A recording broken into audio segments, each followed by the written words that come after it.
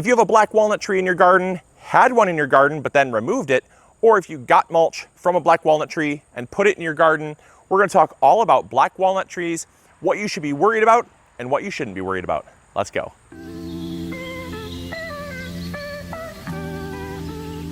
So to give you some context, black walnut trees have the Latin name Juglans nigra, and basically that means black juglone.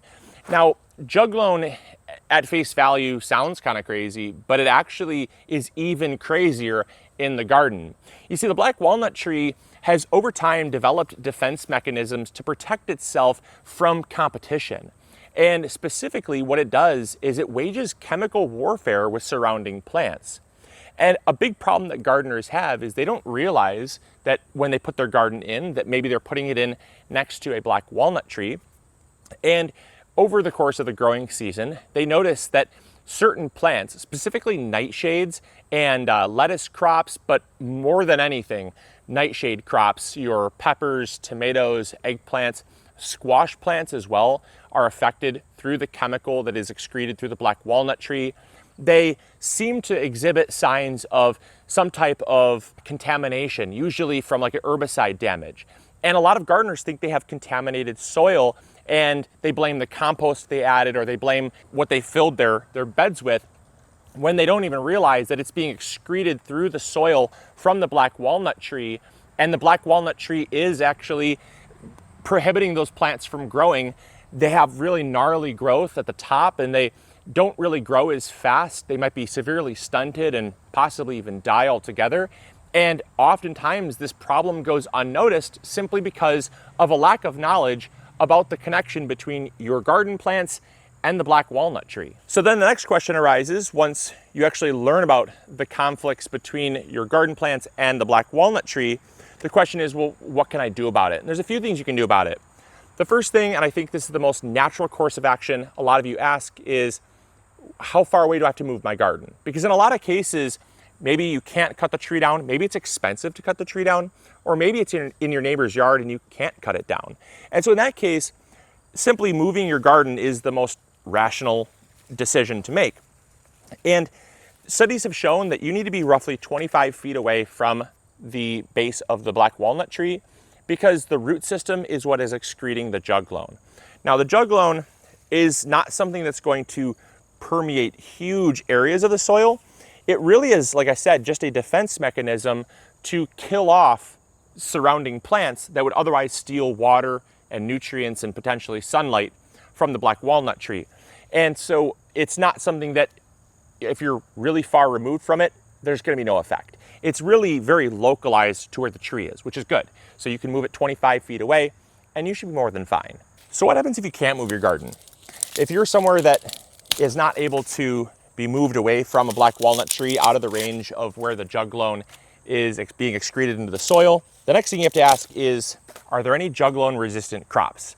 And fortunately, there are. There actually are quite a few juglone resistant crops. However, unfortunately, definitely rule out all of your nightshades. Like I said, peppers, tomatoes, eggplants are some of the most affected, and those are sadly some of the most loved. However, things like beans, beets, carrots, as well as corn are very resistant to juglone, as well as onions. So those are some crops that are very resistant. And then there are slightly resistant they might be slightly affected, but they're fairly resistant. And those are crops like your brassicas, cabbage, broccoli, cauliflower, also crops like your mustard greens, lettuce.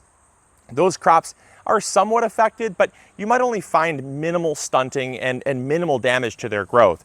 So ultimately, it's a problem that mainly plagues things like your nightshade crops, but also can affect things like sunflowers, like I said, squash plants, melon plants, cucumber plants. Those are fairly affected. And so sadly, those are some of the most loved. But again, if you can't move your garden and it's impractical, at least you can grow something. So speaking of onions, I'm just cleaning up these Egyptian walking onions here. This is quickly becoming one of our favorite crops in our garden. It's absolutely amazing. It is a little bit of work to kind of keep it clean and tidy because they form all these really long flower stalks, and then they can kind of spread and crawl throughout your garden. But I absolutely love them. And like I said, onions are resistant to juglone, which is great. But a lot of you ask how we actually use the Egyptian walking onions in our garden, or how we use them in our cooking actually. And we use them just like any other shallot or onion or even garlic. They're very, very mild. And when you pull them up, they look just like an onion. And they have the most incredibly beautiful color to them. And their flavor is so amazing. It's very mild and they're so prolific. I mean, you plant one and you basically have it in the garden forever unless you rip them out. But absolutely beautiful. I'm gonna bring you guys in close and show you just how stunning these are. And I love them. I absolutely love having them in the garden. So this is what the onion looks like here. And it forms these beautiful tops, which you can use as like scallions or green onions. Very versatile. These are the bulbs that they form. Now these are biennial. That means they're gonna grow and they're gonna flower the second year. However, walking onions are actually sterile. They actually multiply through what's called bulbules. And essentially these are what the flower stalks will form into. And they actually form these little mini onion sets. You can actually even see the roots there that come off of these little bulbules. And when they touch the ground, they set down roots, and that's how they walk, which is really, really cool. Now, the onions themselves, like I said, are just these gorgeous, like, I mean, incredibly silky, smooth onions, really crisp, not super woody or dry. And they also have such a mild onion flavor. They're not really hot, and I absolutely love them. So consider putting them in your garden. So now the next question you ask, if you're in a position to take out the black walnut trees, the next question you probably ask is, well, if I remove the black walnut tree, does the juglone stay in my soil? And that's a yes and a no question. So the good thing is that no, it does not stay in your soil forever. The bad thing is if you're looking to simply cut down the tree and then have a garden, that's not very practical either. Juglone will stay in the soil for up to 6 months. And so the best thing I can recommend you to do is to actually cut the tree down, late fall. And then that way you're gonna have the rest of fall, all of winter, and even early spring for the juglone to kind of work itself out of the soil.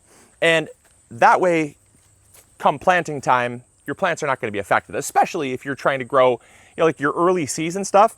Your early season stuff won't really be affected much, even if there is a little bit of residual. But your late season or your kind of main season stuff, like your tomatoes and peppers, the ones that are most affected, you're gonna have to wait anyways until probably late May, even early June in some areas to plant out those crops. And so I would highly recommend cutting down the tree then, but just know that if you don't wait about 6 months, there's still some residual, but that's about as long as it takes. So up next, we're gonna start planting some peas up along this trellis. And while I do that, I thought I'd answer the next question, which is, okay, Luke, so the fruits are falling in my yard. Do the actual black walnuts contain any chemicals which can actually harm my garden? And the answer is yes, absolutely. Because the black walnuts are the seed to the black walnut tree. And so they've adapted to having the seed also contain that chemical so that as the seed starts to sprout, it smothers out any surrounding competition. Again, this is simply a survival tactic, and I gotta give credit where credit's due. It's pretty genius. I mean, to wage chemical warfare against your opponents just so that you can survive is kind of a gutsy tactic. And last but not least, we're planting some leafy greens for fall. And while I do that, I thought I'd answer the final question that comes up. And that question is, what if I have mulch that came from a black walnut tree? Maybe not specifically 100% black walnut mulch, but maybe there's black walnut mulch mixed in with other mulch, right? If you get mulch from a tree trimming company, you can't really decide what type of mulch you're going to get. And oftentimes if it's free, it just kind of comes all loose and mixed up. And the concern is that there's maybe some juglone that is in the bark of the tree. And the relieving thing is that there is absolutely no juglone in the bark of the tree, meaning you can mulch your garden until your heart's content. Heck, you could build your garden beds with black walnut boards. Be very expensive, probably one of the most expensive gardens you could possibly put in, but nevertheless, there would be absolutely zero ill effects from that. And so that is not a concern, which is great because, I know that that's probably actually one of the most popular questions we get asked, simply because if you don't know about the effects of a black walnut tree on your plants, you probably haven't even ever considered, right? You probably have never considered that there's an interaction, and so you think something's wrong with your soil. And that's the sad reality, is that I'm ending on a point that basically summarizes that all of you that are watching this video, I would wager probably 90 to 95% of you already know that there's an interaction between black walnut trees and the garden. There's probably maybe 5% of you, which is great. I educated 5% of people that didn't know there was a problem, but sadly, there's so many more people that just assume there's something wrong with their garden, something wrong with their soil, maybe something wrong with them as a gardener. They're just doing something wrong. And it's so sad because right there is the problem. You know, it's right there. It's so close by. Either way, those that are worried about mulch, you can breathe a sigh of relief. And I just hope this video helped in some way. I hope it educated you on just different things to worry about and not worry about. And if you did learn something, let me know in the comments box down below. Also, it'd be huge, actually.